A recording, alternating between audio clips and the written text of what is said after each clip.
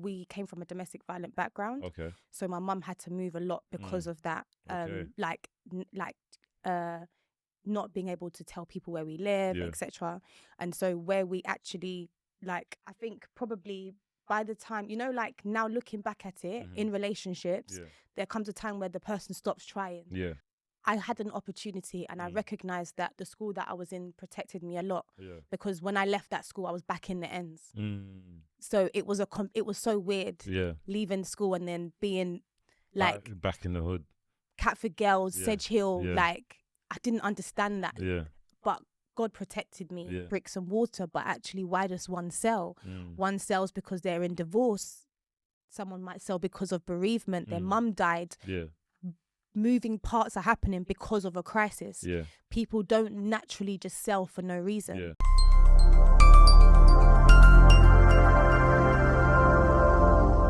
Hello and welcome back to GloTalks, the podcast where we have real people, real stories who's turned life experience into purpose. Today's guest is Tina Marie, an entrepreneur, property investor and founder of Peripho, a business focused on making property ownership more accessible, transparent and empowering for underrepresented communities.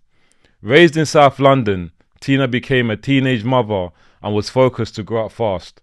With responsibility came resilience and the determination to build independence, stability and legacy on her own terms. From studying social work to pivoting into property investment, today we'll be talking about mindset, self-belief, building wealth with intention and why structure beats shortcuts every time. Hello, Tina. Welcome to GloTalks. Hi, Glo. Thank you so much for having me today. No, thank you for coming indeed. How's your journey? Not too bad. Yeah, the weather's perked up, isn't it? It's much better. Yeah, much better than last week. I know, that's why I'm in shorts and our outfits are clashing, but I did just come from the gym. And I think you got to have your own vibe always. Yeah, 100%. Yeah, when I want to wear a tracksuit, I'll wear my tracksuit. Yeah, exactly. Right, have you seen any of my episodes? I have. Okay, so I like to play games. Okay. At the beginning of each game, I call it a little icebreaker. Cool. You know, so it helps you loosen up, helps the audience warm up, and it helps us build a better connection in our conversation. So the game that I've got for us today, I'll give you one word, and you just give me a description of what that one word that describes your mindset right now. Focused. Okay. I've got to say yes to everything that I want and no to everything that doesn't align with what I want. I like that. One habit you won't compromise on. Saying no to everything that I don't want. Okay. So are you saying that do you usually say yes to people? Yes. I've been a person that, especially when it comes to trying to progress, when you're starting business, you probably say yes to nearly everything. Yeah. And then when you pivot, you're in a space now where you're now having to say no. Yeah. So this is a new habit that I'm now taking on. Yeah. I'm saying no and I feel good about it. And you should feel good about it, you know. I can relate in a different situation. I always used to say yes. Yeah. Anyone can ring my phone, yo, bro, say no more. Or, say no more. Do you know what I mean? But now it's like, no, bro. We got to weigh up the time. Exactly. Like, we need sleep. Now my thing is like, I need to rest. Yeah, go on. One thing that keeps you disciplined even on hard days. My son. Okay. I know that there's things that I need for him to have. Yeah. There's a structure that I want for him. And that means that he relies on me to achieve that. And so on my tired days, I got to make it happen. How old is your son? 14. Okay, so he's a growing lad, teenager. He's a growing boy. He eats 6 eggs a day. It's expensive. Yeah, I could imagine. One thing you spend too much money on. Calls. Sometimes I realize that I have to now reduce my call time. If you call me, I'm giving you 15 minutes cap and I'm checking it. Yeah. So when I get to about 12 minutes, I'm wrapping up. And that costs me. So yeah, that's expensive. That makes sense. I mean, 15 minutes, it's a small window. So you got to get straight to the point. Exactly. Get to the meat. Yeah, I like that. One more. One thing you're unnecessarily good at. Listening. I'm so fucking good at listening to people that sometimes I feel like, because this is the business, we have to understand before we can action. And sometimes it's like I'm too good to the point where I'm too understanding. So now I'm having to like, get to the meat. That's my new thing. Get to the meat. Literally. No, it's good. Listening is good. You know, I've always been a listener as well. Yeah. Obviously, having a podcast, it's made me become more of a listener. Yeah. You know, engaged, eye contact, all those things there. Exactly. Do you know what I mean? They're skills. Exactly. Like, they really are. No, they definitely are. So, Tina, that's my icebreaker. Thank you. Thank you for participating. I think you done all right. Thank you. You know, right, let's get into it. Obviously, I know you, but the audience doesn't know you, you know. And I don't know the new Tina at all. Do you know what I'm saying? It's been how many years since I last saw you? So let's take it straight to the beginning, you know, the beginning of time. Where was you born? Where are you from? So I was born in South London. We moved around quite a bit as a child. Yeah. And then I integrated and kind of found a home in South East London. Yeah. Lewisham. Yeah. And then, and then that's kind of where I had my secondary school and stuff like that. When you say we, you talking your mum and dad? So my mum and sister. Okay. So we came from a domestic violent background. Okay. So my mum had to move a lot because of that. Not being able to tell people where we live, etc. And so where we actually, like, I think probably by the time, you know, like now looking back at it in relationships, there comes a time where the person stops trying. Yeah. So I think maybe there was a period where my dad stopped trying to do the most, because my dad's was wild then. Like he wants to see his kids, he's kicking off the door. Yeah. So it was a bit different. So you actually witnessed it as well? Yeah. Yeah. Yeah, we witnessed it. Yeah. So I think like being in Catford was our longest time living there from secondary school up. So witnessing domestic violence from such a young age, how would you say that's impacted you or impacted the way you think about men? Good question. I'd say that one of my big things about relationships for me is about feeling safe. So I'm very cautious or aware when my spirit doesn't feel safe with a person. Yeah.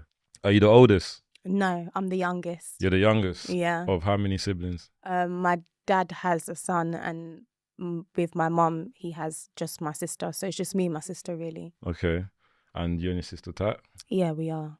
Okay, so girl, how old is she? That she's only literally a year older than me. Oh, literally. But 2 years in school age. Yeah. Yeah, so in her mind, she's like 10 years older than me, but really it's just a year.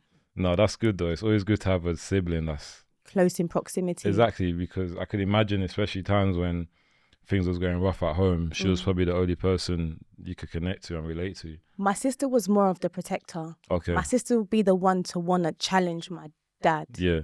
Like I was the negotiator. Yeah. So that's what's basically shaped the way that I am now, in a positive way. Yeah. If I'm going to look at the positive, like she's very protective and I'm very good at like trying to create a space that feels safe. Would you say from a young age you was very independent with your sister, or was it a very like wholesome family household minus the domestic stuff?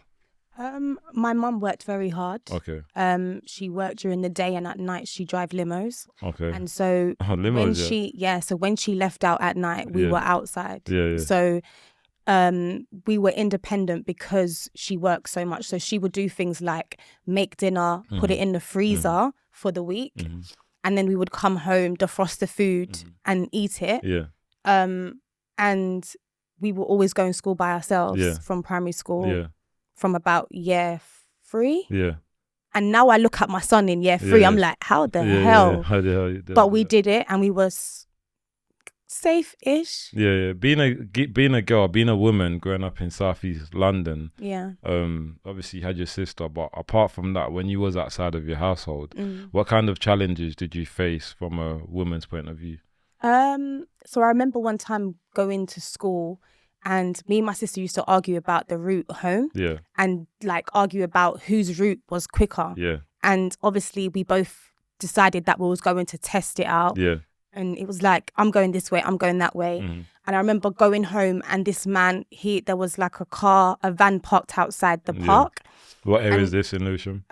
This was, do you know Maxwell Park? Yeah. Yeah, this was like on the side of Maxwell Park. Yeah. So we used to live on the other side of the park. Yeah. And so he stopped me and was like, oh, do you want a pound? Like, come over here, do you want a pound? And something in my head said like, number one, like, I've been a negotiator. My ice cream man gives me free ice cream. So I know I don't need that pound. Yeah. Do you get what I mean? Yeah. But if I was licky, like, that's a Jamaican term. What does it mean? Like, almost like, you know, people that just say yes to everything. Yeah. Like, you can't say no. Yeah. So we call it licky, like licky. If you was like that, then I probably would have taken it. And then I would have got abducted now that I think about it. Like, because why was your van door open asking me to come and take a pound? Like, funny. Yeah, real weird. Would you say you're fully Jamaican? In terms of background, yes, because my mum's side is Caribbean and my dad's side is Caribbean, but they were both born here. Okay, cool. Yeah. Was there a strong Caribbean household you was growing up in? Like yardie, music, the vibes? So my mum is mixed race. Okay. Her dad is white, grandma Jamaican. My mum cooked like a Caribbean. Yeah. But I believe that she was a lot more different in terms of how she like, we still got beat and stuff, but I still feel like there was an element of her character was a lot different than I think a lot of typical Caribbean mums. So I think she was a lot more open-minded. Yeah. And we were very religious. Yeah. So the only music that was playing was gospel. Okay. It was only when my dad found where we was, because he came to my house, came to my school to pick me up one day, and I'm just like, he's like, I'm your dad. I'm like, okay. In primary school. Yeah. Obviously, he doesn't know where I live, so he's asked me to show him where I live, and he moved in like that day. Just there and then? There and then. That's so crazy. He found us, but I didn't realize that, like, I didn't recognize that, like, I'm letting in a perpetrator in our house. Do you get what I mean? So I feel like the white people probably wasn't as judgmental. Yeah. I found like, because I was coming into a culture where it was mostly Black African, and they recognized that I was Caribbean. That was when being African was cool. Yeah. Like, the music was cool. Was there a time when being African was cool? Come on, you know that it wasn't cool at one stage. That's what I'm thinking. But in my generation, it was. Like, we listened to Afro beats. Like, it was the thing. Being smart made sense. Like, the older generation, I think they were lost. Yeah. Our generation, we recognized the value of education. Yeah. Yeah. Did you finish school? Yeah, I finished school. All the way to year 11? Yeah, all the way to year 11. GCSEs? GCSEs, yeah, I got good GCSEs. What did you get? I got C's and B's. Okay. Probably like 2 B's though. That's better than but me. Mostly C's. Definitely better than me.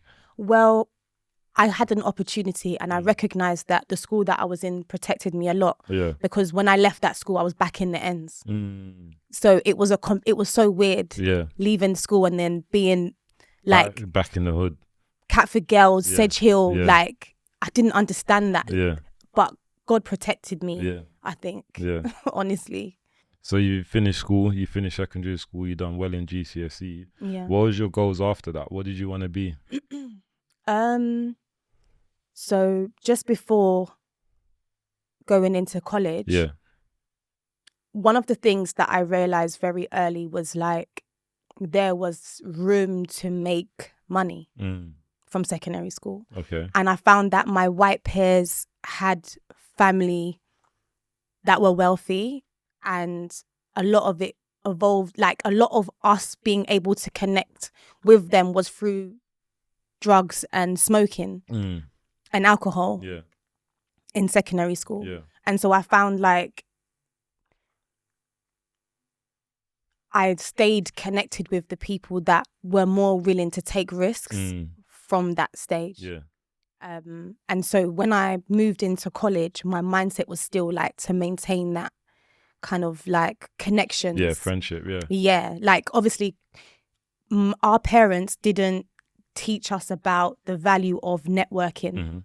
if we recognize networking from primary school and secondary school, we would think differently, we would operate differently within our system. 100%. But fortunately, I recognized that I was in a school that had that. Like these guys, you know, like New Cross, there's the back roads, they've got mad houses. Yeah. Like people in Brockley lived decent, like Dulwich, they lived nice. Yeah. So that was the pool that I was within. And I realized that the only way I was able to connect with them is when smoking and drinking. Yeah. So I clocked like there was a pattern of behavior that influenced your relationship. Yeah, like the white guys might not fuck with you, but if you smoke, they might fuck with you. Yeah. So you were smoking at what age? How old was you? About 14. Okay, young. So you started smoking at 14, hanging about on the estate?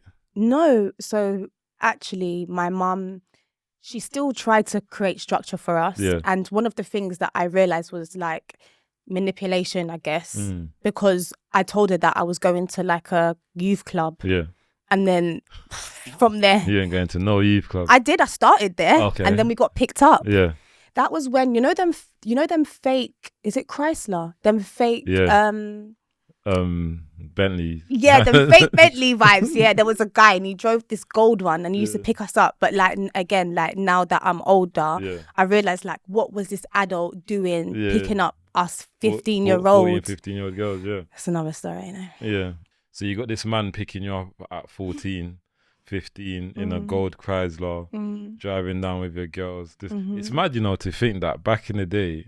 I mean, I remember back in the day I finished school and there was literally yardmen, you know, sending girls. Yeah. There was literally yardmen pulled over. Yeah. Like shouting the girls to come to the car and that. Yeah. Yo, gal, hey, yo, you got a minute, this and that.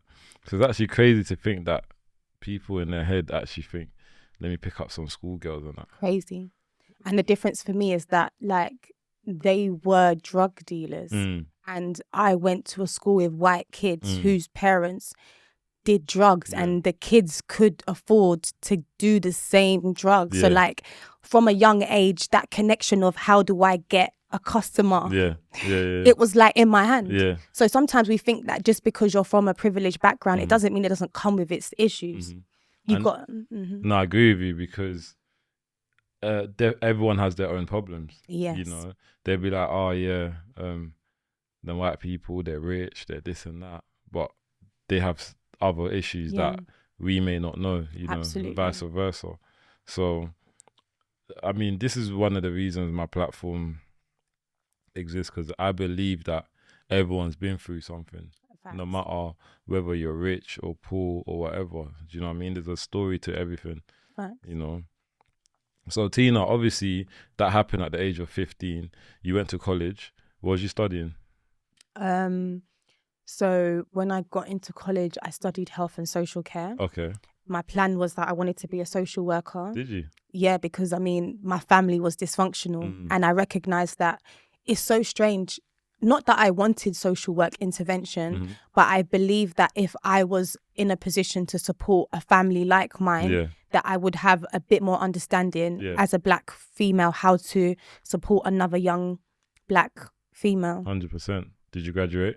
Yeah, I graduated. You did, yeah? Yeah. And how long was that course? 2-3 years or something? 3 years. 3 years. So sorry. So that was uni. College. Yeah. I started and then I got pregnant. Oh, okay. Yeah, I got pregnant and then I had to leave college. Yeah. So what was you studying at college? Health and social care. Oh, same kind of thing. So it was like health and social care. Then my plan was to go to uni and then do a social work degree. How old was you when you got pregnant? 16. 16? Yeah. Young mum? Yeah. What was going through your head? I thought I was an adult. Did you? I believed I was. I believed that I was making money. I was working at that time at a cab station as a controller. Yeah. Like, again. No, but at that age though, that's big drip. That's a big drip. Like, what? Like I can do some stuff with that. Yeah. And so I had a wage. Yeah. And I had friends that drove. Yeah. And I just felt I was an adult. I was going to clubs. And again, with the whole Jamaican culture, you could go to a club that was it's supposed to be, I'm guessing, over 21 or over 18. Yeah. At 15, 16, I could be there. Yeah. No, I know the one. Because when I was growing up, I used to go cat food. Exactly. And somehow I'm in all these yardie raves and parties and this and that. I don't even know what's going on. So when you fell pregnant, was you your boyfriend? I thought it was my boyfriend. Yeah. And then I realized that I was young and I didn't really understand what a relationship was supposed to look like in terms of structure. Yeah. And I guess when I got pregnant and had my son, I was like, this ain't it. Yeah. And one thing about me is when I learn something, it sticks. Yeah.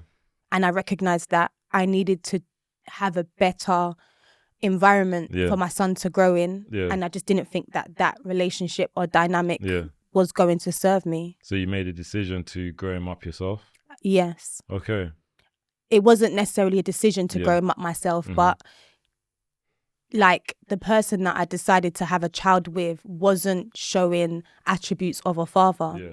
And I didn't think it was fair for my son to be connected or attached to someone whose character wasn't of a father figure at all. Show him to be a man. Exactly. Kind of exactly. Yeah. And that's not like when he was younger, I used to try to encourage my son talking with him or seeing him. When he was really young, his excuse was that he was too young, so he couldn't take him, which was fine. And then he got older and it didn't connect. And I remember one day I brought him to see him, to drop him off for an hour or so. I was doing some work. I was at uni and I said, like, I need a few hours. I probably had to beg for it. And I remember saying to him, like, his dad greeted him and he was like saying, like, what are you wearing? And my son was like, I'm a gentleman. He was like, you're not no gentleman. You're not no gentleman. And I was like, oh shit. Oh God. What have I just done? this like, is it? Yeah, doesn't make no sense. To say you're a gangster or some stuff, innit? And exactly. And that just made me realize that that's not the person I want. Yeah. Becoming a mother as a teenager forces maturity quickly. What changed overnight for you when your son was born?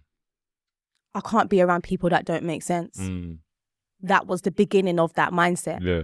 And I mean down to basic things, like I had friends that didn't make sense and couldn't do something as basic as babysit. So if you can't come outside and make money and you can't stay at home and let me go and make money, what are we talking about? Yeah.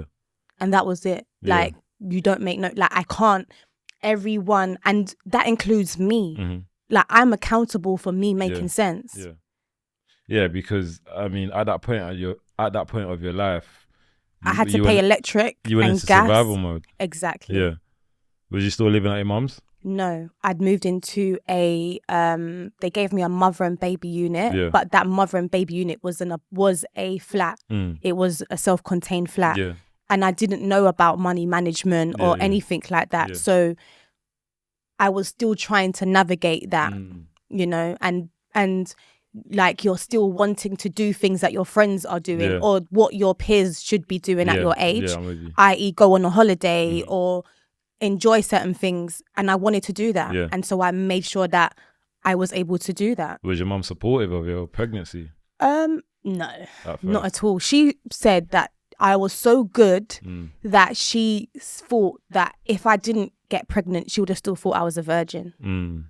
Oh, you was good at keeping it. Yeah, parents. The parents don't really know what's going on. Trust me, you got to know what's going on with your kids. 100%. I always say to my friends that when your kids get to a certain age, that's your guy, that's your girl. Like, it's not, you don't grow a child just to be your child forever. Yeah. They are going to be their own person in the world. And you've got to gear them up to be that guy on their own as an individual. Where do you think your strong mindset came from, like, as a young woman? My dad always told me that I'm a soldier. Yeah. And when you're young and you hear an authoritative figure tell you something, you believe it. Yeah. And I always believed that if I could deal with my dad, I could deal with anyone. I felt like he was the hardest, not hardest, but because of my experience with him, if I can overcome that, you lot are baby. You lot are baby food. Literally, I hear guys talking to me and think that it's like I'm shaking, and I look at them like, you bitch. Oh yeah, or like you're gonna be impressed by something. Exactly. Like I'm not. like some guys present themselves in a way that tries to create a sense of fear to be masculine. Doesn't scare me. I actually think that guys that are masculine really more try to be soft with me. Yeah. I get that still. The thing is, it's like with man, yeah, because I'm like tall and wide and this and that, people's got like, they look at me and they think, oh, do you know what I'm saying? Yeah. But I don't display, like, for example, I'm not gonna show my anger side that I would maybe show with a man them if I don't need to show it. Do you know what I'm saying? Where you have certain guys that are always angry, shout at gal, this guy, you know what I'm saying? I don't do all of that, and I never understood the hierarchy of a man trying to do all of that to a woman. Do you know what I mean? I believe in hierarchy. I think that women should serve their husbands or their partner. I just think that when a man is leading well, they don't have to force you. Yeah.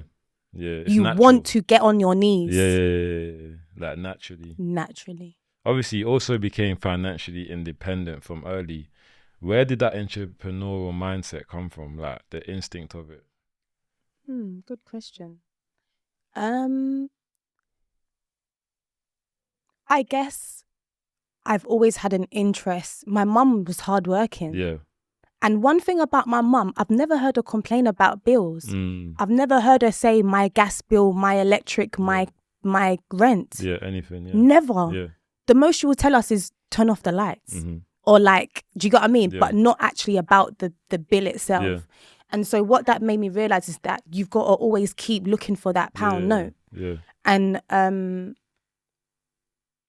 I guess I connected with people that had that mindset as well, and was able to show me what that looked like, even within that, I guess, dynamic that we had. Yeah.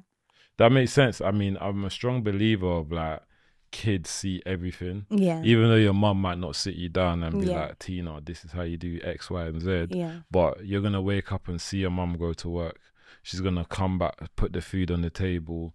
You know, you guys are watching TV, you got Wi-Fi, you got the clothes that you need for that period. That do you know what I mean? So like subconsciously you're picking that up. You know, so I believe that's where it may have come from, definitely. Yeah. You know. She's got a good work ethic. Exactly. And your mum's obviously, she's pushed you through education despite everything. She's looked after you as a mum would do. Yeah. Like to her daughter. Yeah. How important was that belief in shaping your future? My mum always told me that if I put my hands to anything, I will succeed. Yeah. She always told me that there's no such thing as you can't do it. Yeah. And when I always had a hard task, like my mum would never cry with me. You know, like there's some people that you tell them a sad story and they like wallow with you. Yeah, my mum, I've not seen her cry. Yeah. So she's always a person that's like, you're doing this. Yeah. Like when I'm telling her, uni, I can't do it, mum, she's like, listen, you can't fail. Like, what are you talking about? Yeah. So she's always been very like straight. Like she's not on failure. Yeah. And I can't let my mum down. No, that's good, man. Big up mummy still. You know, because it takes a lot to raise kids, you know. It does. Especially a mum who is having those kinds of things going on with the dad in the background and she's not letting that, you know, take effect. I mean, when dad comes around, dad's going to do whatever dad's doing. Yeah. But mum's the queen of the castle. Yeah. You know what I'm saying? Yeah, she held it down. Sure. Obviously, being pregnant in the middle of college, you had to leave college. What then sparked the thought of you like, I need to get back into my education? To be honest, like even when I decided to have my son, I had this belief that I could do it. Yeah. And I was just like, well, I'm just gonna do it. Like I'm just gonna have my son. Yeah. And then going to college was so basically like having the child didn't stop me from what I intended to do. Yeah. And sometimes it's really hard when you're around people that think that you're on the same shit as them because you're in the same environment. That doesn't mean that you don't have your exit or you don't have plans to move forward. Yeah. So sometimes like as in, because I'm a mum, I'm now part of this baby mum club just by default. Yeah. But like in my head, I used to think, well, I hope those baby mums don't feel like I'm like them. Like I'm going back. Yeah. Don't let this, like, don't think because we're both breastfeeding today that we're going to be like, no. Yeah. It is that stigma, like baby mums do the branding baby mum. Yeah. Like, you know, it has a negative stigma, you For know, sure. oh, that's my baby mum. Like, it sounds like she's a headache. Yeah. She's stressful. Yeah. Dependent. You know what I'm saying? And it's like, we kind of need to change that around, because there's a lot of strong, independent, single mums out there who are rolling out the red carpet for their kids. They are feeding their kids for sure constantly. You know, it's always good. I mean, a woman always makes the final decision on keeping a baby. You know, it's always the woman that, well, technically it should be the woman that makes the final decision. So it's only right that decision comes with care. It comes with love, nurturing. Yeah, you've got to be ready to do the job. You have to be ready for it, because there's a lot of women also who are not ready for it, and we can see the results. You know, I'm from the hood. That I got friends, you know what I'm saying, and it's like we can see the results on how that leads. Yeah, you know, obviously you're a mum of a boy. How did you find trying to be a mum and a dad, or do you think that the dad aspect wasn't there, or do you have that dadness in you? I think because I feel like I'm feminine, but I also am like tough. Yeah. So I feel like I try to have the balance. Yeah. But ultimately, honestly, like he grew with me. So he saw me at my raw, authentic self. Yeah. And I think that gave him grace with me as a parent. Yeah. And honestly, that was probably also why, like, where I am in business and how I operate in business was quite male dominant, because those men that I've worked with and I've been friends with have almost also cultivated and created that space for my son to kind of get male perspective. And even down to relationships, I wouldn't date a guy that I didn't think would have a positive impact. Yeah, and that's good. It's good that you've got that mindset, because a lot of women would open the door for a man and let him come into your environment, your safety bubble net, and he just pops everything down. I wouldn't let a guy stay in my house. So that's one thing. Like, mums, I'm telling you, one of the key things that I would never do is let men come to my house. Yeah. Like, I love the fact that they lived over there and I could like live with them in that environment and go back home, because that space was my son's safe space. It makes sense. It's not just about you anymore. Exactly. And I don't think I've ever tried to be the masculine. If anything, I feel like I've encouraged him to be his own masculine because I'm the feminine. I've empowered him to let him know that as a growing boy, you're going to be that guy. 100. Like, you are. Yeah. I tell him that all the time. So we've gone back to university. Yeah. You want to study social work. Yeah. How did you find your time managing the two then, being a mum and studying? Did you have support from your family? I got the support as best as I could. Yeah. My mum moved from London. Yeah. And so I didn't really have that support in terms of like proximity. But I know that if I called my mum's spiritual as well. So sometimes I'll call her. I would never say there's something wrong. And she'll be like, she'll just give me a word of encouragement. Yeah. And I'll be like, that's what I need. And I have always been around older women. Yeah. I will always encourage people to have a mature friendship group as well. Makes sense. And I kind of created the aunties and the people that I felt I needed within my circle. Even though they weren't blood, they still gave me that same kind of support. Yeah. Obviously you're at uni now, you're a mom, you're studying social work. How did you find the work? So like going to university again was my mum's idea. She just said that you got to do it. Yeah, big her up. And I just said cool. And so I didn't really believe I could get a degree, honestly. But I saw my mum do it. So I'm just like, all right, bet. I can do it, I can do it. How many years is that course? 3. 3 years, okay. Yeah. And I think one thing that university taught me is endurance. Mm-hmm. You know, like when you're looking at a 3-year period and it feels long. Sounds like a prison sentence. Exactly. 3 years, yeah. Exactly. And then you go through the process, and I realized that it's not so much just about what you've learned, but everything that happens within that space of time and staying true to that, to your course. What university did you go to? Greenwich. Oh, local? Yeah, it was local. Yeah. I thought it was going to be like a campus where you stay over. And How am I staying over? I've got a kid. Oh, yeah. But that's the thing, like, having said that. Can live, oh, yeah, you're right. But having said that, though, I remember once when I had, I was doing like I don't know what they call it, but it's like a lot of words that you have to complete in your assignment. Yeah. And I remember saying to my son, you got to stay here.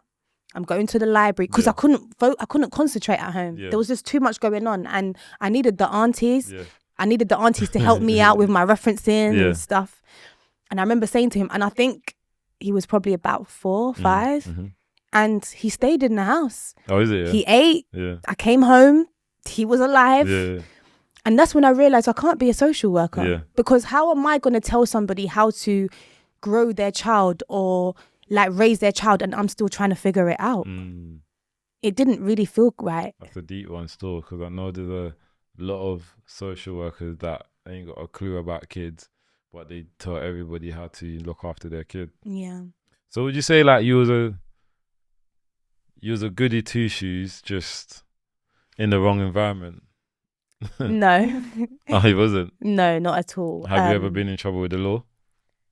Yeah. So actually, when I started my first year of uni, so you know, like you start in September. Yeah. One day I had this great idea of going with a friend to Carnival. Okay. I'd never been. Notting Hill? Yeah. And this is an example of having the wrong friendship group when you are trying to level up. Yeah. And we ended up going to the Carnival, just me and her, one up. Yeah. These guys said that they will take us to some after party. Yeah. We've got in the car, and then my friend thought it was a good idea to take over the wheel when so they went to the shop. Yeah. She's jumped in the front seat. Oh my days. And she's like, come to the front. So I'm coming to the front. I can't remember, could she drive? Yeah. I don't even remember. Yeah. And we didn't get far. We got to the end of the road and she crashed into someone. Not into someone? Into another car. Okay. Mercedes, white, Asian lady. Yeah. Got out the car, went to smack her up. I had to get out, dragging the woman off her. And I'm just thinking, like, we're near Carnival. Like, there's police everywhere. Any minute, yeah. We need to get out of here. Mm-hmm. So, like, I'm just dragging what I've got. Yeah. We're running. And I remember, like, because of the hit, the impact of the hit, all my bag, everything out of my bag tipped out. Yeah. So I don't remember what I forgot or what I've left. Yeah. We just kept it moving. And then, so what month is Carnival? It's summertime though, right? So like, obviously, summertime. So September, I'm ready to go to uni. Yeah. And I think it's about August. Right, exactly. So that was my summer break to start. And I remember like getting ready to take my son to nursery so that I could go to uni. Mm-hmm. And the police are at my door, like, we need to come and take you in for questioning. Yeah. And I'm like, what? Yeah, wow. And I'm like, okay, cool. They've allowed me to take my son to nursery. Mm-hmm. And then they've followed me to take my son to nursery. And then they've brought me in for like an interview. And I'm just like, no answer. Like, what are you talking about? Yeah. They were like, we found your ID in the back of the car. Yeah. And again, no answer. And then they made me do like a what's that thing when you have to stand up and somebody has to see you? Yeah. But they wasn't ready to do that yet. Yeah. So I've gone to uni now, starting thinking, and then they're like, we need to do a DBS check because, you know, this is social work. We've got to make sure it's safe. Oh, at uni. Yeah. And I'm like, sugar. Yeah. And then I don't know, someone from the college has stopped me to say, like, you know, if you don't get through on this, then we can't keep you on. No way. Like, it's not safe. But you haven't been convicted.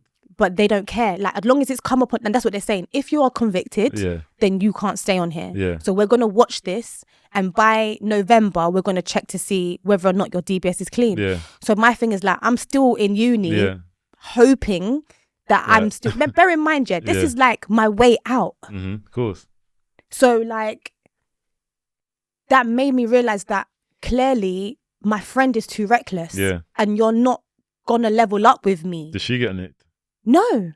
And So when the I called her, auntie, she didn't even say like, you know, they allowed me, look, I was making calls in the back of the van. Yeah. She didn't even say like, let me pick up your son. Yeah. And that made me think like, this doesn't make no sense. Yeah, Again, like, we got to make sense with our friendships because it affects us. Yeah. You know? It's good that you made that decision from that point, because, you know, there's just that cult, girls are girls, we're girls, you know. Nah. So I've got a sister. Yeah. I don't need to beg friends. Yeah. Like, I've got an engineered, designed bestie. Yeah. I don't need that. So when your DBS came through, did you pass? I did. Oh, you passed it? I did. So I got to stay on. Oh, that's good. Yeah. So the police didn't give you a charge? They did. So what happened, I had a piercing here. Yeah. It was fresh. Yeah. I literally had to get it taken out. Yeah. Because that's the only thing I could think would connect me. Didn't find anything. Oh, bus case? Yeah. No evidence? No evidence. Straight. What made you choose reassessment instead of resentment? Because I believe in taking accountability. I don't, if I make somebody else my reason for failure, then I'm not taking accountability and I'm actually giving someone control. And I'm not going to give you control. I'd rather take accountability for my wrong and see how I can do better to get a positive outcome. To me, when one door closes, you're able to spot the next door ASAP. I'm spiritual. I believe God is great. Yeah. There's a book that I'm reading called Outliers. Okay. And it basically talks about extraordinary people, but not them being extraordinary, but being in the right place at the right time and working hard. Yeah. And I believe that as much as there's been negative, there's a lot of times that I've been at the right place. My secondary school, I didn't pass the test, you know. I didn't pass it. Okay. They still let me in. Did they? Yeah. And like, that was a hard secondary school to get in. Yeah. And that made me realize like, that was an opportunity to be outside of the toxic environment. Yeah. No, that's good, man. I mean, it sounds like to me like restrictions for you isn't a word that exists. No. You can't be restricted. I'm going to identify the restriction and find there's always going to be another route. Redirection. Absolutely. Yeah. Reframe. Yeah. So you've passed social work at university, which you finished. Yes. You've got your graduation. Yes. What did you do after that? They offered me a job Yeah. at Greenwich Council because that's where I was doing my work experience. And then I got arrested again. For what? I can't say this one. You can't say? No. Okay, cool. But that meant that my DBS was not clean. Okay. And again, another restriction. Yeah. They couldn't accept me. Yeah. And I confided in the manager that I had to say, look, like, this is my situation. And she was so shocked. Yeah. Like, what could you have done? Yeah. I can't even tell her. Yeah. But then that meant that I had to re-strategize. Yeah. And that's when I got into property. So what was the outcome of that arrest? You didn't go jail? No. Okay. But I got but it was on my record. Yeah. So okay, cool. That door closed. That door closed. Obviously, like I said, another's opened. How did you get into property? Like, why property? Where did property even come from? So in the background of studying, I always wanted to be in spaces where I was growing and learning. And because of like the way that I learned very, like, in university they told me that I had either ADHD or one of them things like that was supposed to be a negative. But what that meant is that I needed practical experience to learn. I needed more tangible ways to learn. And because I always wanted to be in environments that were like, I'm always growing, I always found myself with spaces where people were making money. That's always been my thing. People went to university. A lot of the girls that I knew went to university for the money. for student loan. Yeah. That wasn't my forte. Yeah. I was wanting to make money outside. University was for the paperwork for my mother. Yeah. That makes sense, man. There's a lot of, obviously, you know how it goes. People go in uni for the money. They need the money. Like, do you know what I'm saying? Yeah, but we also need, what I learned is that one thing I would always say, when you're young, get as much knowledge as you can. Yeah, you cannot beat that. Yeah. That's where your bread comes from. Yeah. So, why property? Because it was the easiest entry into wealth. Yeah. Every guy I knew that had money had a bloody house to live in. Yeah. And I'm like, bet. Yeah. Like, what can I do what is the entry point that I can be in to let that money divert here? Yeah. And I needed to learn the language of property. Yeah. COVID happened. Yeah. And I had a friend that I met not even that long ago at his mother's funeral, grandmother's funeral. Yeah.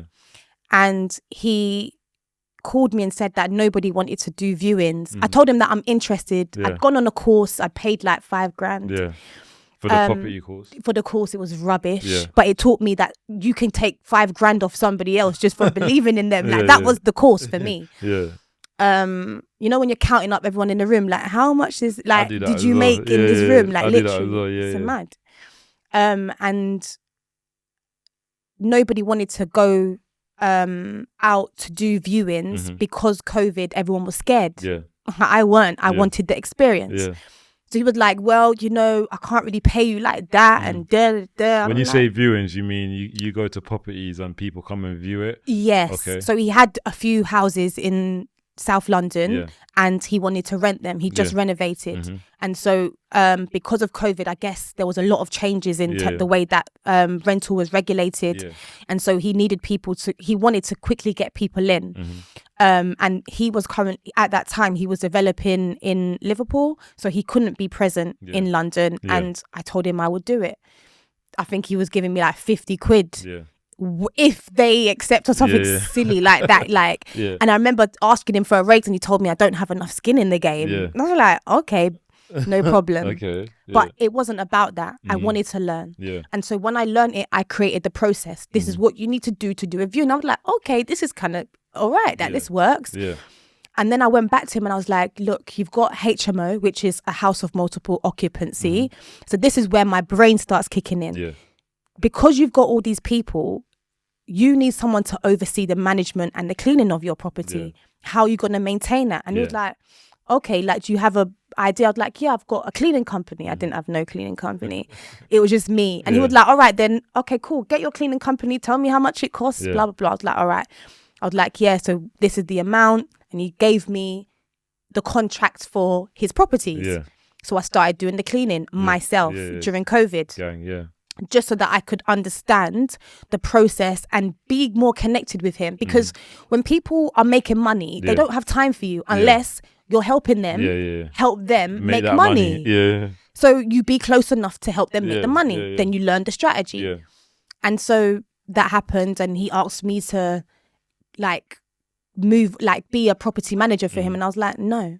You've taught me enough. I'm going to go and set up my own property management company. See, I love that, man. I love that energy of, I'm going to take this information, learn from it, use it, move on, but adapt that information into my new life. Correct. Move on and so forth. You know, a lot of people get stuck in the, okay, I'm just working for someone phase, you know. What I realized about business as well is that, like, people set up business and exit. And then move on and get a whole new concept. Like somebody became a billionaire just because of PPE masks during COVID. They're not selling that anymore. Mad, innit? Mad. He's moved on. Exactly. You noticed that asset ownership was the common denominator for stability and wealth. What made property stand out to you? Property stood out because I recognized that there was different entries into property.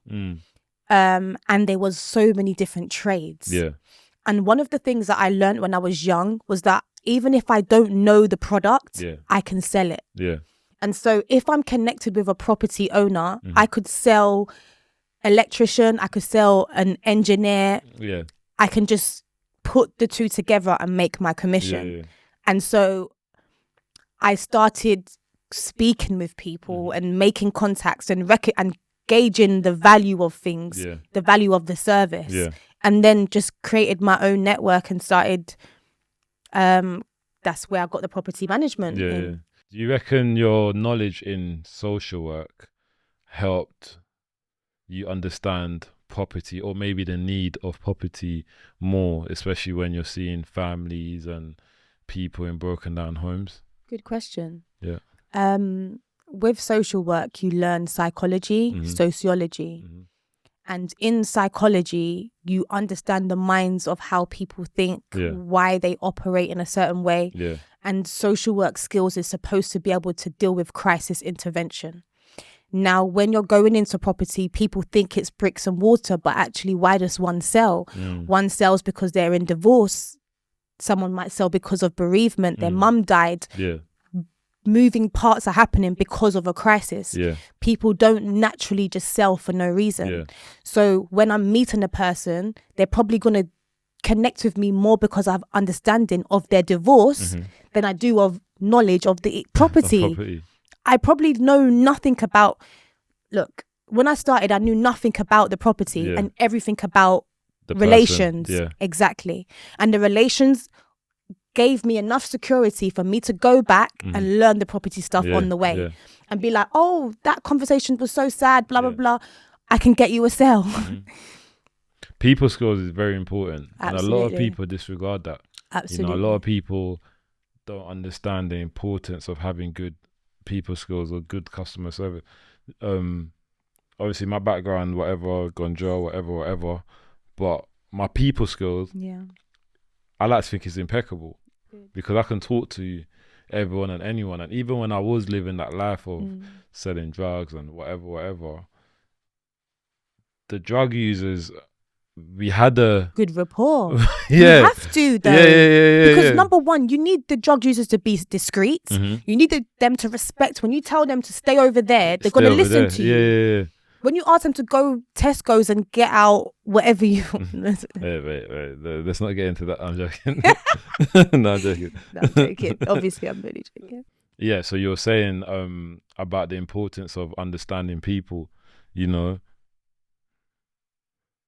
the importance of understanding people and real life housing issues, you know, and you've put yourself in a position where you can support people. Maybe, you know, someone buys a house off you, rents a house off you, then, you know, that's a family in a safe environment. Yeah.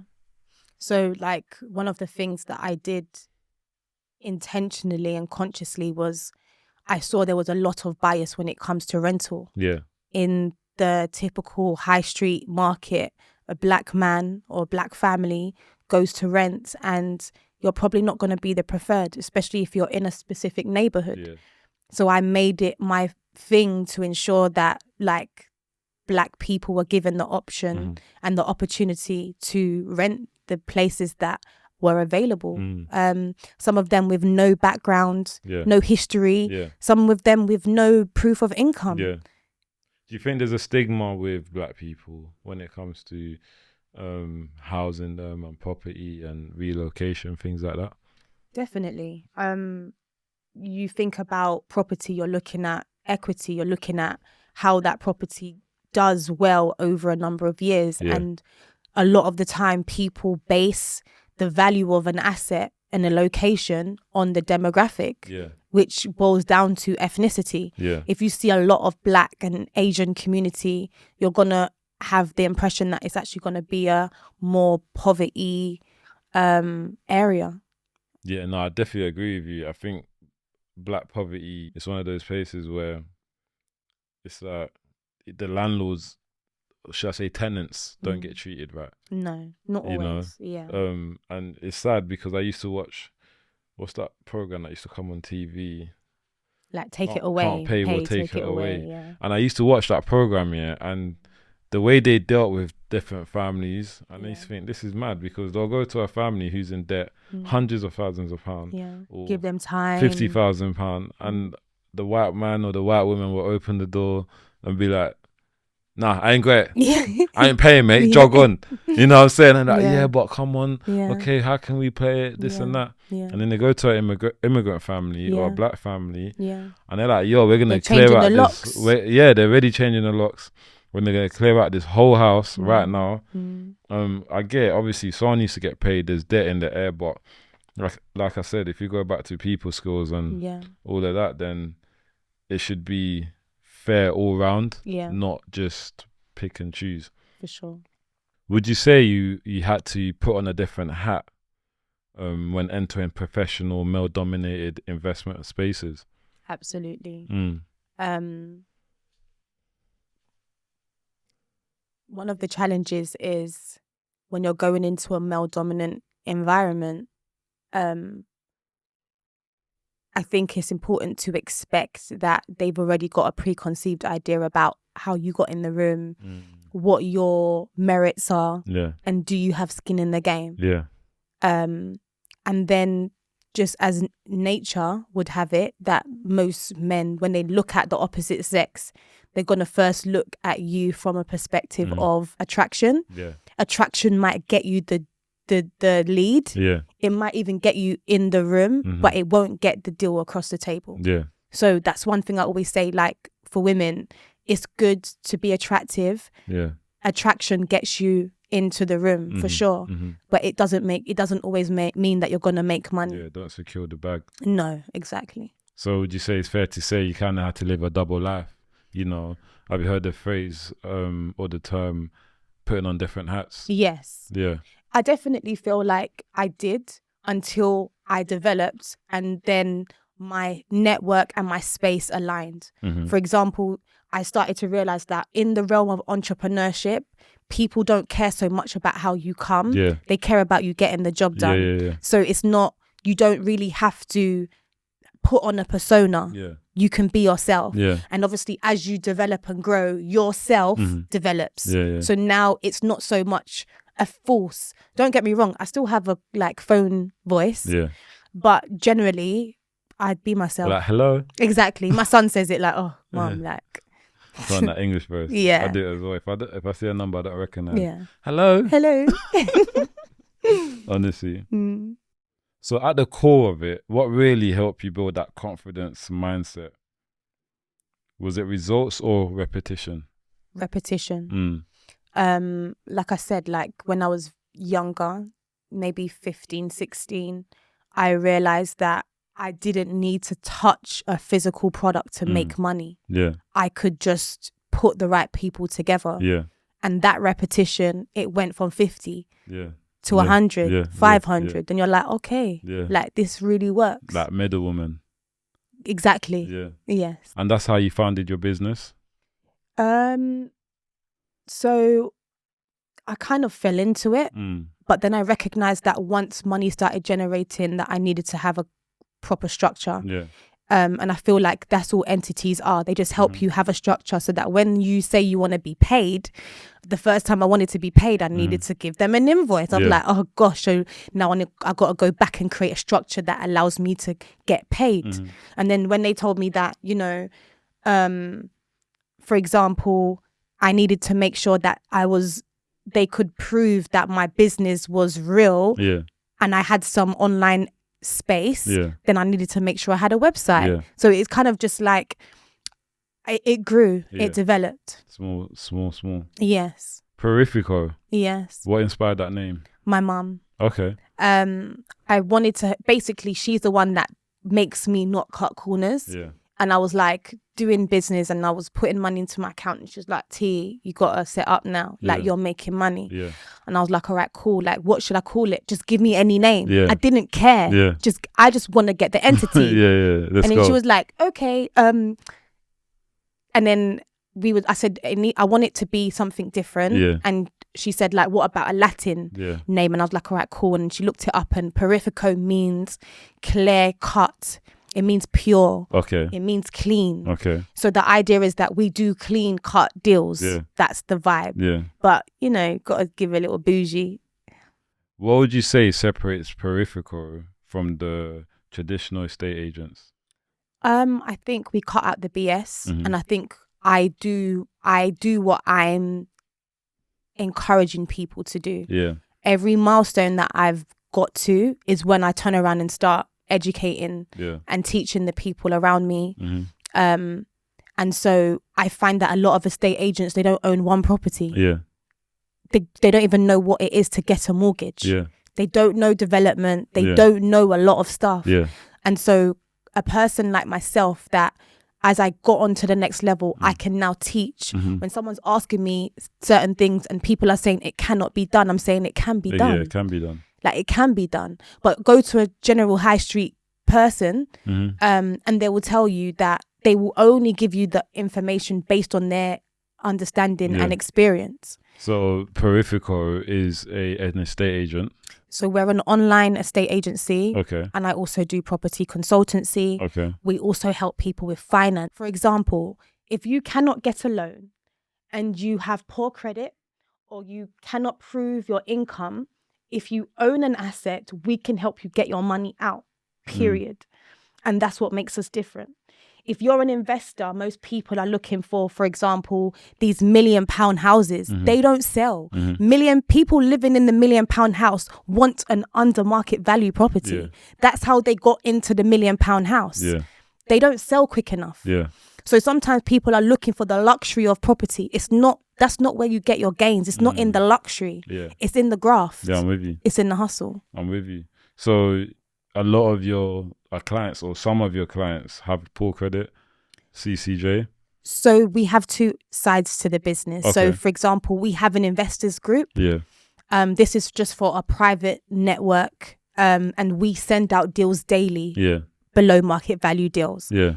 And then we get people that are owning property but cannot remortgage. They have assets but they can't leverage it. Yeah. They have money but it's stuck within their entity. Yeah. We help them get it out. Okay. And those that have poor credit. So for example, we get clients that have massive portfolios but they default on one mortgage. Their mortgage lender's not allowing them to refinance that debt. Yeah. We help them do that. Yeah. We've got amazing lenders. Yeah.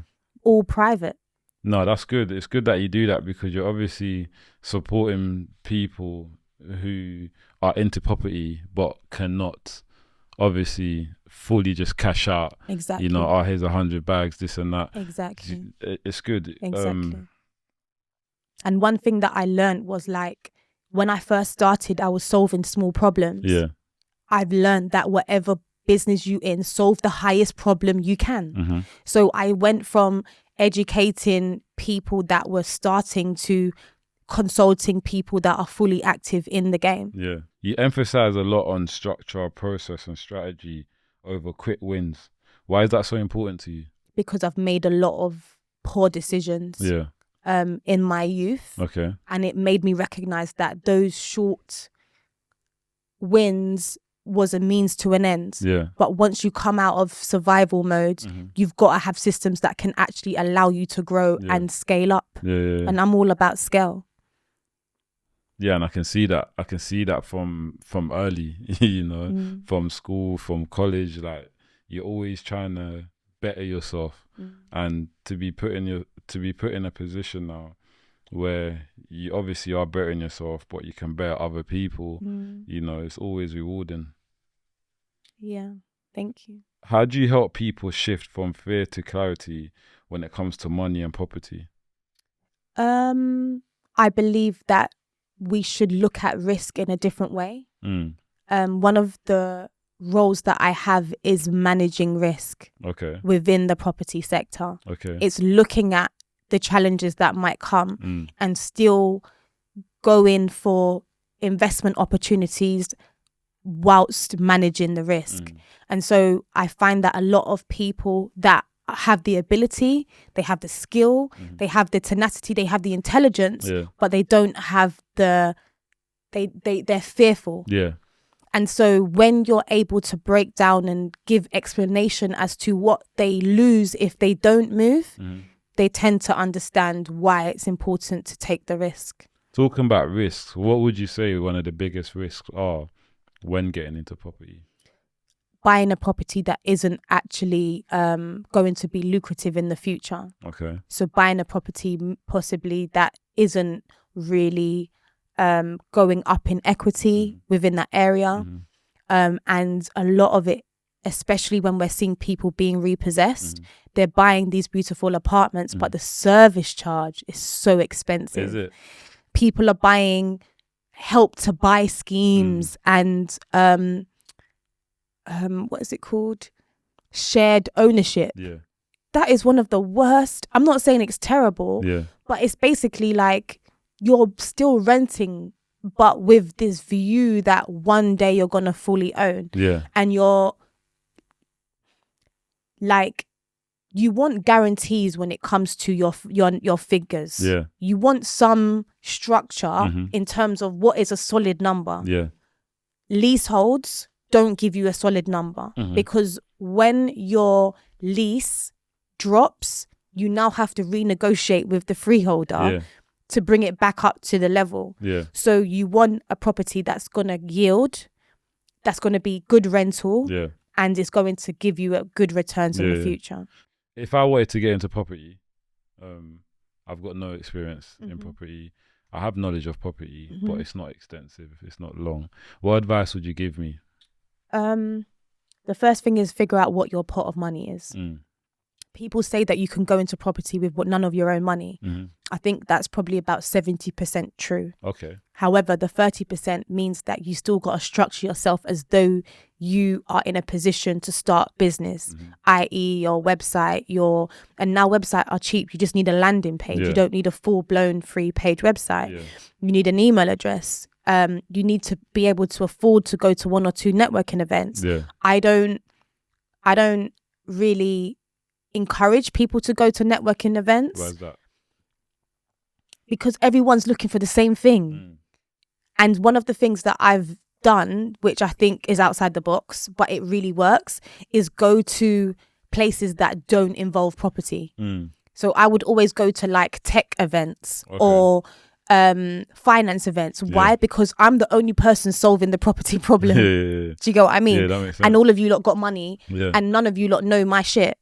So now I can definitely pitch, and you're going to tell me you're great at finance, but you know nothing about property. And that's where I get my deal. So you walk into a room where everyone's into property, chances are you're not really going to be heard. You're not, because they're all going to want the same deals as you. They're all going to want the same opportunities as you're looking for. You've reduced your capacity to get the best link, especially if you're starting off. And people can tell when you don't know your stuff because we're all in the same environment.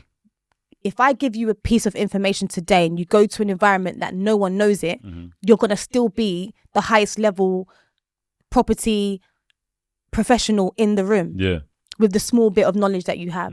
So the first thing is know what your pot size is. Your pot will determine your entry, whether you're going in as a rent to rent or whether you're going in as a purchase. I'd always say that if you're trying to get lucrative income, it's always going to be on the rental. If you're trying to get long term, then it's always going to be on the investment development side of things. I would say that the first thing you want to do is get the team. Your team is important. Your team is going to determine whether you get complaints or whether the property is going to be managed well. A well-managed property is going to ensure that your property is going to continue to get a good yield and a good rental. I've had some terrible cowboy builders that say they're great. We've beefed. Money's not been paid because you ain't done the proper job. But at the end of the day, and that's when it comes with being a female in a male-dominant industry where you have to stand your ground and be a bit bossy sometimes. The other thing is try and find one good thing that you're good at within the maintenance side of things. If you can just bloody, I don't know, screw something, put up a shelf, it reduces your costs until you're ready to continue growing. And I'd always say that try and find a community of people that are wanting to invest, because before you know it, if you're serious, it's going to be very likely that because you're on the ground, you're probably going to get better deals. Guys that are at the top end don't get to see what happens on the day-to-day and don't always get access to the type of deals that people on the ground do. And so you want to start getting your pot of investors' money, people think that it's not good to take money from people. What business are you in? Yeah. Every real business, it's money. being funded. Yeah, somewhere. And so you want to think about who within that circle can be that pot of money. And it makes you think about who really believes in you. Yeah. Because if there's not someone that is willing to take a risk with you and allow you to level up, and also in turn level them up within their environment, because if you're now the best deal sourcer, then you're going to get them the best deals, right?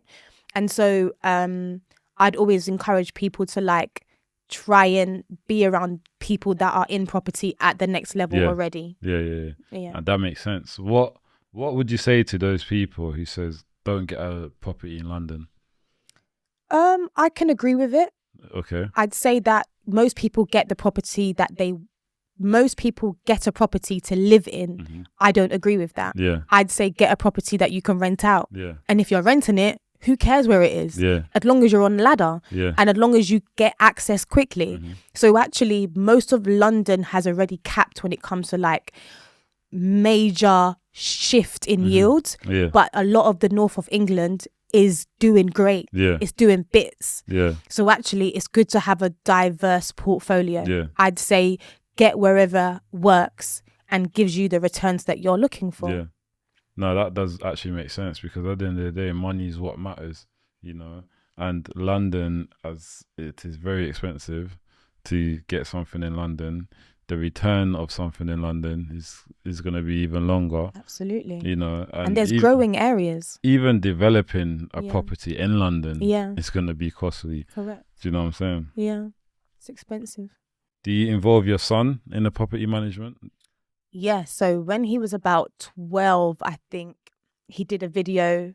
So one of the first properties that we purchased through a limited company, I told him that it was his, because it is, and he believed it. Yeah. And he did a video showing and detailing the process of renovating the 2-bedroom flat. Yeah.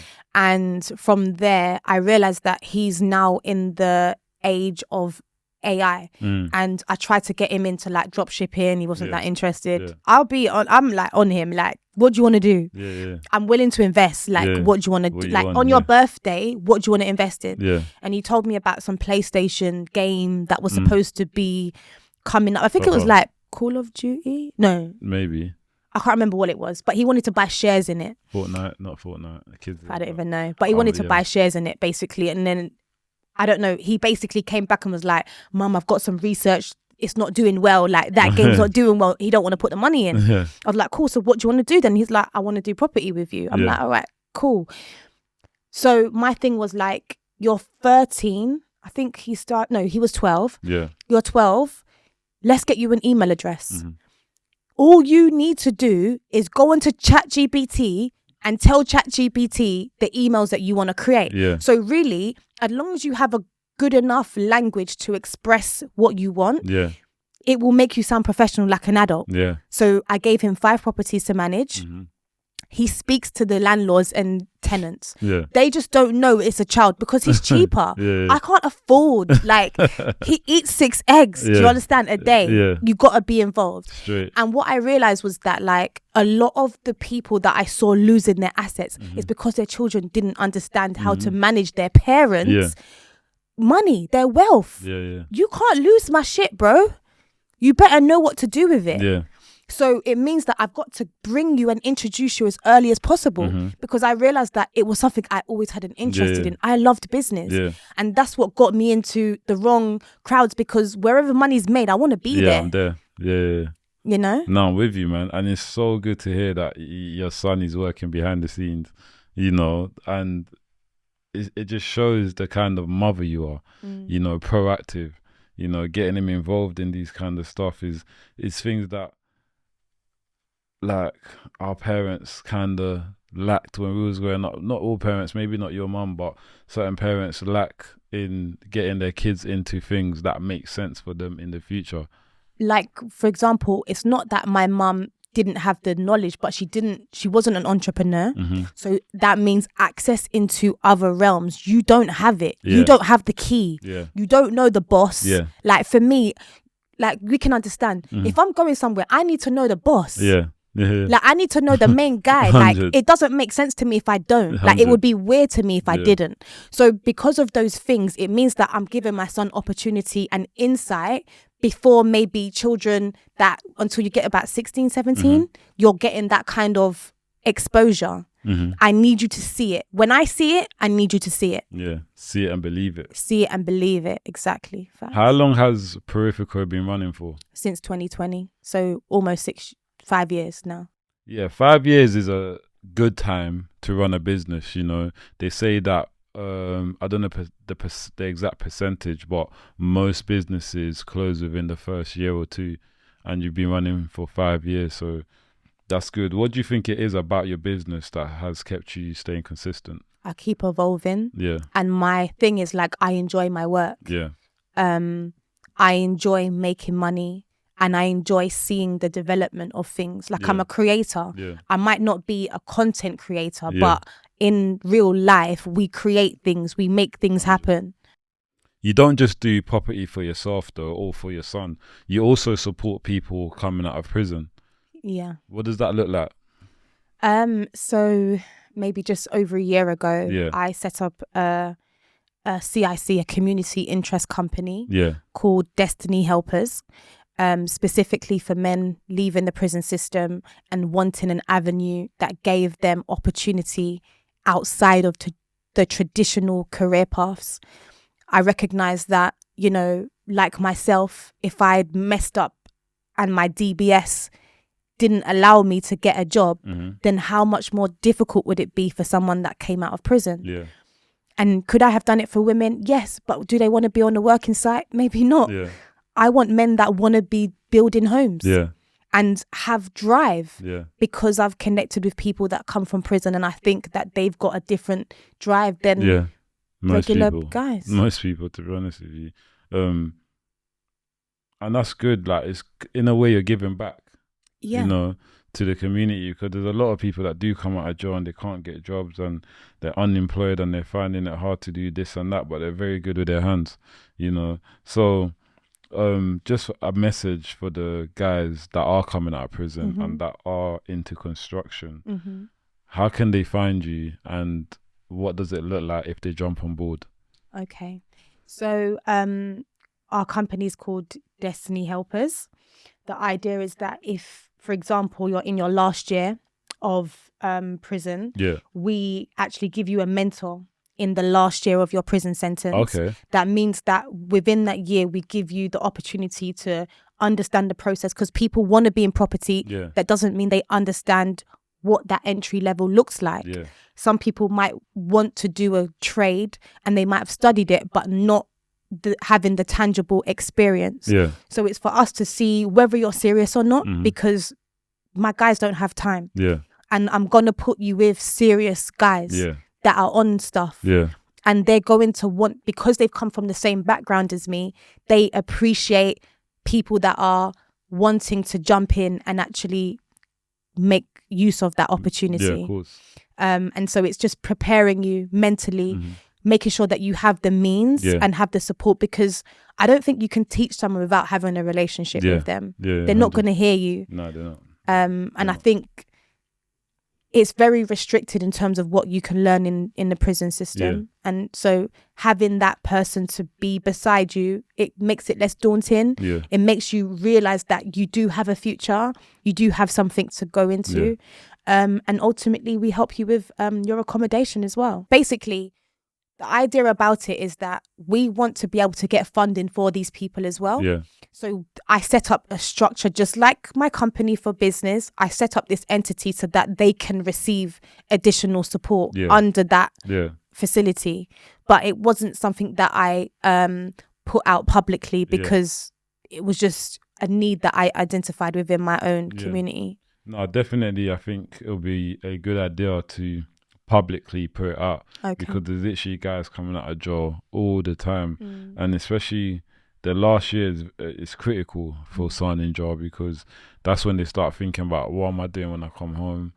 Like, what's man on, this and that. And for them, the Destiny Project, I know a lot of guys, if they hear that's going on, get into property, accommodation as well. Like, they'll be on it. They'll jump on it. So guys, yeah, if you are in jail and you're watching this from your prison cell and you got your last year, you're on your last year and you want to get into property, or you need housing support or anything like that, Tina Marie is here sitting down. I will put her social media at the end of this episode. Please follow her and DM her, the Destiny Helpers Project, and yeah, just go from there. What does legacy mean to you beyond money? I think when people talk about what they pass down onto their children, they usually tend to focus on the money. But I read a book and it spoke about what the key difference is between wealthy and the children that come from poverty background. And one of the key differences wasn't so much the money, it was opportunity, and it was giving children the boldness to step out and be and demand. And they used an example and they spoke about like a young child that was going to the doctor's surgery and the mother was prompting the child of what to speak and say to the doctor. Ask them this, ask them that. You're letting a child know that they have the authority to speak to another person with authority. You give them the audacity. So one of the things that I teach my son is to have audacity. Definitely. To have confidence and the principles that we hold to keep us with the right mindset. And I think that's something that you pass down before money even enters their mind. Because that's what's going to keep them with that mindset of success. No, that's good, man. It's good that you are able to build these small chips and blocks, you know, for your son, for his better development down the road. You're also passionate about empowering women to build foundations independently. Why is that message so important to you? I think coming from being a young mum and not having the choice of having a supportive partner or having a father that actually helps financially, it wasn't a thought like, you know, as a mum, you should be able to say like, oh, ask your dad. Or like, oh, I can ask his dad for X, Y, and Z. I didn't have that as an option. So I recognized that what's different to me and any other young single mother, the only difference was that I made it a primary focus to build my foundation. And I find that a lot of women have this concept that they have to wait for a partner to make sense. And one thing I learned is that guys need to see you already making sense. Like, you can't come into a relationship and then start thinking about how to be a sensible woman, how to manage money. You've got to be prepared that when the money comes, you know how to manage it. And so that's kind of my thoughts. That's true. Actually, like I was in a housing association before I moved into a council flat. Now, this housing association, it was a beautiful house, garden, etc. Now, I could have just been like, this is beautiful. I'm happy. Let me stay. My thought process was, I need a council house. Why? Because I want to buy something. Now, everyone told me that it wasn't possible. You can't buy a housing association. So I'm saying, okay, then so I need to swap with someone then. Like, that needs to happen. 100%. And I put out an ad on Facebook. And not thinking about it, somebody messaged me like maybe a week or two later saying, I know someone that would swap with you. They want your location. Someone messaged me. That's it. And that was it. And we moved. And to be fair, like, it wasn't a garden. It was still upstairs and downstairs, but it wasn't like the better house. But I recognized that it was a pivotal move. It was a better house for you. The girl thought she got the better end of the stick. Sorry. No. Do you get what I mean? No, and actually, based on the location, even though it was a flat, masonette, it still yielded better value than the one that I had. No, well so done. that tells, what I'm saying is that the point I'm making is that don't leave your future in somebody else's hands. 100. Take accountability. If you fucked up, cool, but get back up. It's never about the amount of times you fall down. It's how quickly you get up and move forward. Yeah. Some people let one traumatic experience burden them for years. Forever. You know? How do you encourage women to see property as a long-term strategy then, rather than a shortcut? Selling your vagina is played out. Yeah. I don't know how much is it to sell your vagina these days. I don't know. But the point is, it's more secure to buy a house. 100%. It's guaranteed that you will make money. Yeah. You might piss a guy off and he might not want to support you. Yeah. But guess what? Your rent will still come on time. Yeah. If you manage it well. Yeah. And that's why I encourage women, because you are not just like, let's not be, this is not about men hating, by the way. Yeah. Because I believe that you're supposed to build with your partner. 100, yeah. But I also recognize that, like, a woman like me, when I believe that I am building with a guy, I know that because of the level that I see myself in, I need to make sure that I can contain the amount that you give me to manage. Yeah. So that means if you want to be a female of substance, you've got to already start managing stuff so that when your partner or your better half comes with something, you have the means to contain that. Yeah. A lot of females,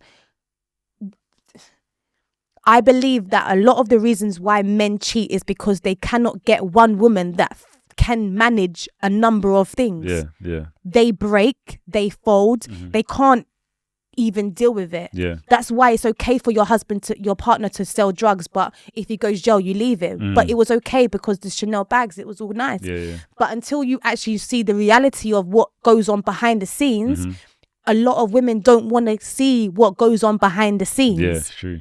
But actually, to build a house, you've got to do the work. You've got to put up the beams. You've got to do the put the woods. Yeah. Like all the things that are required is hands-on stuff. Yeah. So when I look at men, I base them on the female they're with. Yeah. And that's a good one. So that's actually if you're insecure, I can tell by your girl. Do I look insecure? No, not you. No, but honestly, I think you said some very good words there, and I don't want it to go over people's heads, you know. There's a lot of women, I mean, social media, you see it, you know, even TikTok, women put videos like, if my man's not doing this, I'm out, or if my man's not bringing this to the table, I'm out, or I want my man to be doing this on our first date, and this and that. And then it's like, a man can't even dare to breathe and say, what do you bring to the table? Because the minute he does that, he's being sassy. He's too much. He doesn't have it. He doesn't have anything. But the truth of the matter is, women hide behind these wordings, these conversations, you know, to make it look like it's the man who's the problem, not me. Yeah. Do you know what I'm saying? I get what I want. If he's not providing it, I'm out. But it's all fun and games when you're young. Wait till you're 40, 50 with the same energy, see what happens. And that's why I'm saying that a lot of women hide behind men's insecurity. A man might feel like he needs to do this to prove his self-worth. Yeah. A lot of guys that you see with a certain type of female that has a certain image and the guy is maintaining their image, it's to make them feel confident about the fact that they can maintain you. Yeah. But the minute that, like, my thing is like, if I love you, I don't want you to be in prison. So even if you do have drugs money, what are we going to do to get out of that? Right. Because at the end of the day, I need to see you at home. Yeah. I need to see you looking after our children. Yeah. So if I'm only enjoying the risk and not trying to mitigate that, there's a problem. And that's a big thing that you said, because it's like, it's fun when everyone's got the money. Yeah. Do you know what I'm saying? The money's there. We're going out, eating out every day of the week. We're living our life. We're not restricted or bound by anything. Do you know what I'm saying? But they're foolish, because any guy that I know that really makes real money goes home to eat. And And the only time that they're going out to eat is because they're going to cut a check at that dinner table over that glass of Malbec. 100%. You know, back in the day when I was more outside and I was doing whatever, making that fast money, I had girls around me that they want to eat out every single day. And they can't cook. And you see the minute I'm like, what? Because you see me, I'm a big foodie. Mm-hmm. You know what I'm saying? I eat a lot. So they got you. Well, I've got me, but okay. No, I mean as in like they know your weak spots. Yeah. Like they know my weak spots. So, but for me, food can get very tiring. So you see, you're talking to someone, and it's like, oh, come we go get something to eat, and it's like, oh, again, like, you know what I'm saying? When I eat the other day, when I eat, but the minute I'm like, that's dead. I'm not even on that. It goes quiet. It goes quiet. Oh, you're not on nothing. You're boring. This and that. But it's like, bro, I can go and eat whatever I want, when I want, how I want. Do you know what I'm saying? It's the fact that I've got to do it every day to please you. Yeah. It's what's annoying me, because we can just chill at home, eat some home cooked food, and it's healthier. Exactly. Like when we're thinking, it's not just about saving money.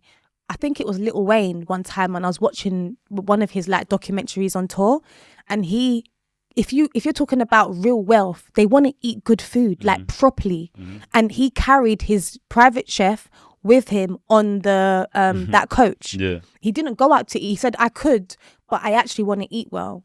So the fact is that actually does going out to eat really make you a better, like, does it make you better? It doesn't. But in a woman's point of view, it does, because we're going out and people can see us, and I can take a picture of my Chanel bag on the table next to the wine glass. Yeah, it's a boring activity. It's so boring, and I'm a active, I'm an adventurous guy. You know what I'm saying? If we're going out, I'm gonna be adventurous. Let's do something fun that might make our heartbeat go up a bit. Do you know what I'm saying? Like, that's what I'm on. So. I guess that's probably why that when I've dated, it's always been like we've always been doing something, like actively we're working. Yeah. You often talk about routine, fitness, and mental health alongside business. How does those pillars support your success? I don't believe in depression, and I say that not because it doesn't exist, but because I don't believe it. But I know that there are certain characteristics that would trigger depression. And so going through certain periods of time where I feel low, mentally I feel drained, and I feel like crashing, I had to learn my system of how to get back up. And my system that I realized was a pattern was that I go back into a routine of fitness. And fitness gave me the endorphins. Is it endorphins? Dopamine. Dopamine. Yeah, dopamine, And all the things that made me feel better about myself. It gave me agility. It gave me more energy. And that pattern of just waking up, it kind of gave me back my discipline of routine.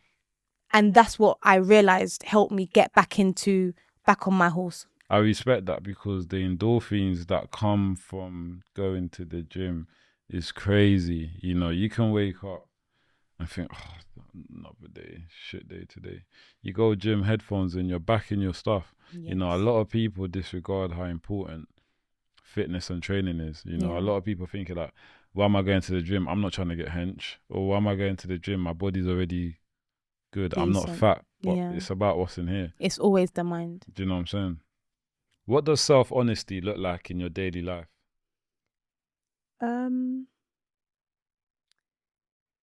I think, you know, when you asked me the question about, do I have to wear different hats? I think on my daily life, on my journey, it's been releasing myself of hats and being confident in one hat. I like that. I think the more authentic I can be, the more I can feel confident in my reality. I think there's a difference between living in your reality and being realistic. So for me, my reality is that things are great. Life's going to be amazing. My private jet. 100. But being realistic now about like my circumstance, I don't live in the problem. I always look for solutions. I'm a solution-based person. So I don't live in the problem. Yeah. Yeah. And I think it's important you've said that, because a lot of people live in their problems, they dwell in it to the point where they can't see no way out. You know, there's always a way out, and Agreed. A lot of people, you just need to figure it out. And you know what? Sometimes the answer is do nothing. Yeah. But it's an answer and it's a decision you've made. Yeah. And that's important. Yeah. What excites you most about where Peripho is going next? Good question. Thank you. What excites me is that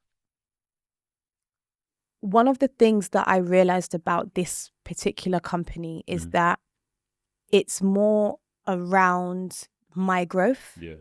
Because it's been at the start of where I pivoted. Now, I work within other businesses. Yeah. Is my name on them? No. But Peripho allows me to see the journey of where I'm going. Yeah. The new realms that I'm going into. And I think that's what excites me, that as I've seen the growth of Peripho, I'm also seeing the growth of myself. That's a good answer, you know, because you're building a business. Evidently, the bigger it grows, the better you're going to be as a person. Right. You know, the bigger you're going to be as a person. Do you have a big team? So it's reduced significantly. Yeah. I've only got 4 people now. Okay. When I used to do the lettings and I did Airbnbs, that did very well. Yeah. But what it meant is that it didn't give me enough time to think and structure myself. And I recognized that I could get one great client that basically eliminated maybe 40% of the work that I was doing. And so that meant, again, that I had to pivot. And that was tough because I was used to getting a certain income. But I recognized that there was more that required my time. And so I had to start like restructuring again. And it almost felt like starting again, you know, because when you're repositioning, bills still have to get paid. 100.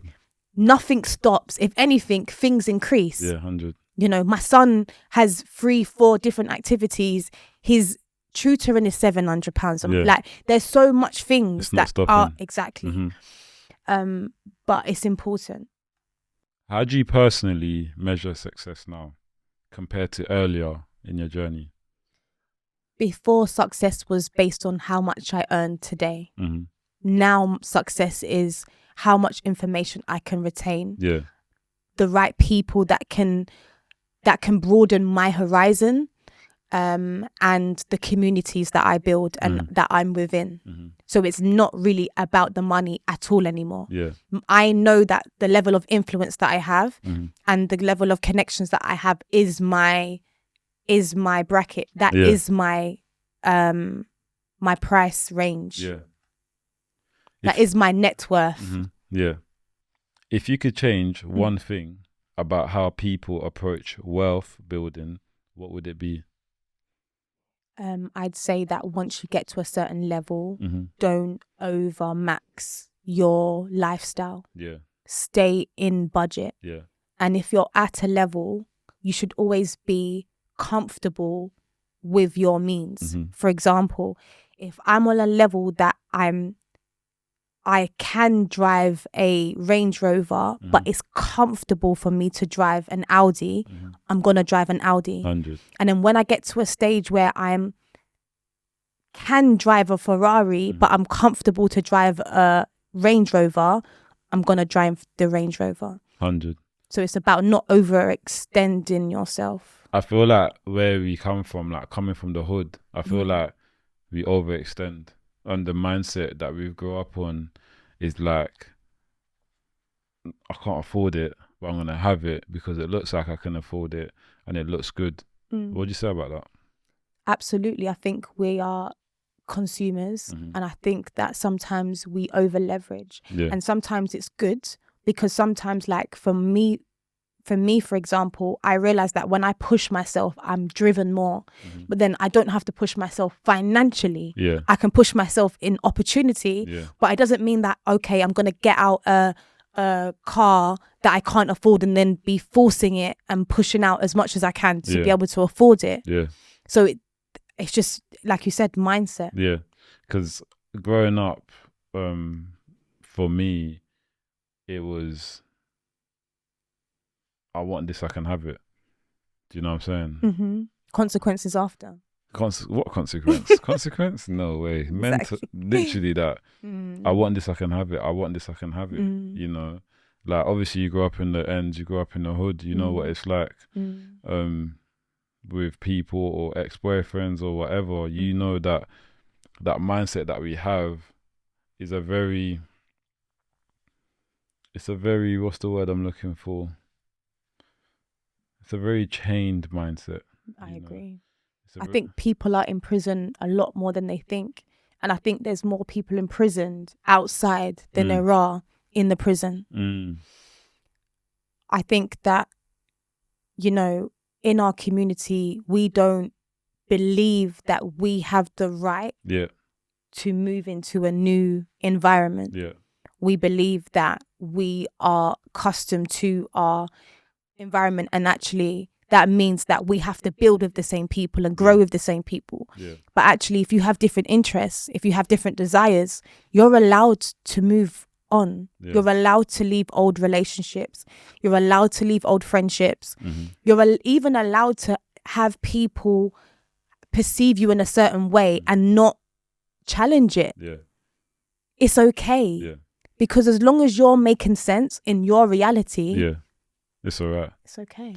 There's always that stigma in it. Like obviously, I came out of jail for the last time, and it was the first time for me where I was making serious change. Do you know what I'm saying? Before this time, I've been out of prison 3 years.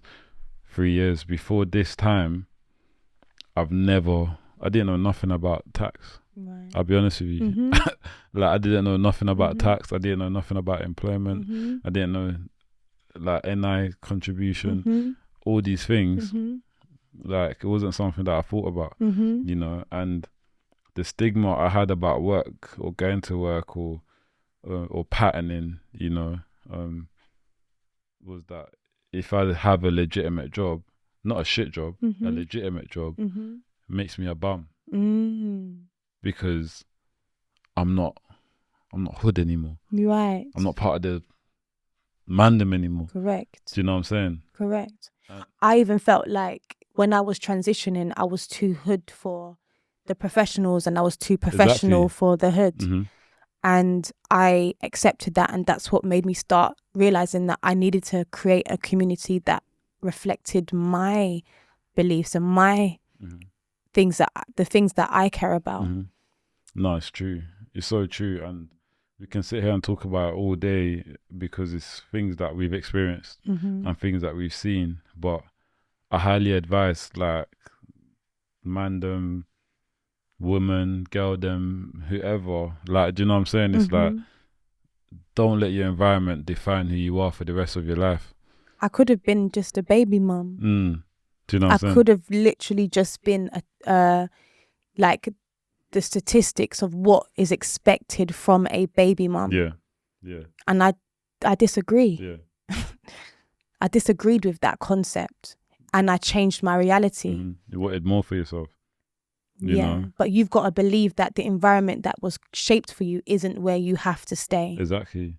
And I think that's the hardest part of moving away, of leaving people behind. It is. Your friends, your support group. Exactly. You know, we come from a negative background, negative energy, red eye people. Like, you can't wear nothing nice around people. Do you know what I'm saying? So why do we fight and argue for the hood? You know, it's nothing but misery unless. I think it's the foundation for a lot of lessons, and Definitely. I think that's what I enjoy. That's what I've taken from it. Yeah, and I've taken enough that I've got skin in the game, and I'm done now. We can move on. 100%, and that's the key thing, understanding when to move on. Yeah, you know, because you're never gonna move on before your time, but you'll never know when to move on. No, you just pivot. Yeah, and you trust the process. No, Tina, Marie, I want to say thank you for coming to my podcast today and sharing an insight into your life, really, and your upbringing and your ups and downs, but most importantly, sharing your property business, Peripho. You know, clearly you're building, clearly you've built, and you're going to continue going on. You know, how many properties does Peripho have under their name?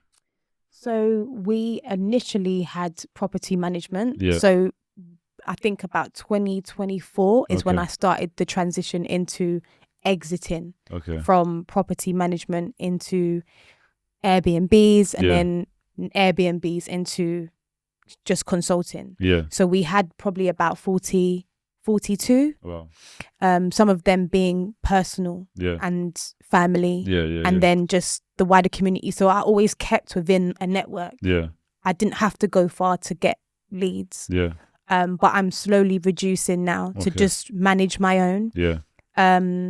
Just family assets and then just consultation. Yeah. So we now just consult. We don't manage anymore. Yeah. I'm trying to get rid of. So what I'm doing now is working with agents that want to take on my contracts. Yeah. So that I can exit because I'm ready to pivot. That makes sense. And I wish you the luck. Thank you. Where can people find you? Like, where can people find Peripho? You've got a website. Yes. And also, where can people find you directly? I don't know if you do social media or... Yeah. So I'm on Instagram. TTX Marie is my Instagram. And the Instagram for Peripho is Peripho Property Services. Yeah. And that's the same for the website, Peripho Property Services. Okay. Thank you. You're welcome. Thank you so much for having me.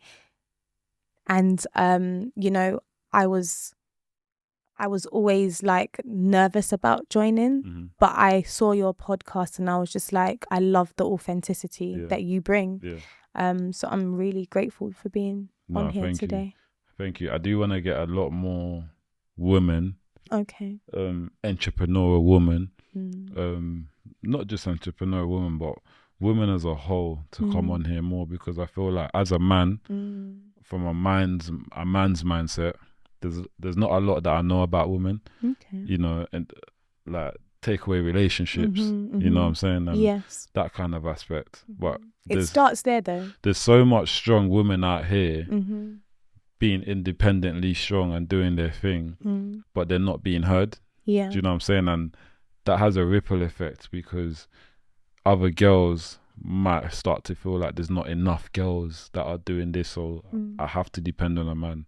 I have to depend on a boyfriend. You know, my man has to have everything for me. Whereas it's actually sexier, stronger when a woman is like on her stuff, because like you said, you want to come together and build together. Absolutely. No one likes a liability. No. A woman doesn't like a liability at all. And a man doesn't like a liability. Don't. Do you know what I'm saying? Yeah. And I think as a female, if you want a really serious guy that is really doing great things, you need to be ready to take on what that comes with. 100%. Yeah. Tina, thank you. Thank you. Today's conversation with Tina is a reminder that past does not disqualify you from building a powerful future. Her story shows that wealth isn't about shortcuts or luck. It's about structure, mindset, and disciplined action. That independence, especially for women, starts with education and self-investment. And that even when systems don't serve you, it's possible to build something of your own. If you're listening and you've ever felt boxed in by circumstance, fear, or lack of knowledge, let this be proof that clarity can be learned and confidence can be built. Here at GloTalks, we're about conversations that empower, educate, and challenge what we think is possible. Thank you for tuning in. Until next time, stay disciplined, stay curious, and keep building your foundation. Real people, real stories.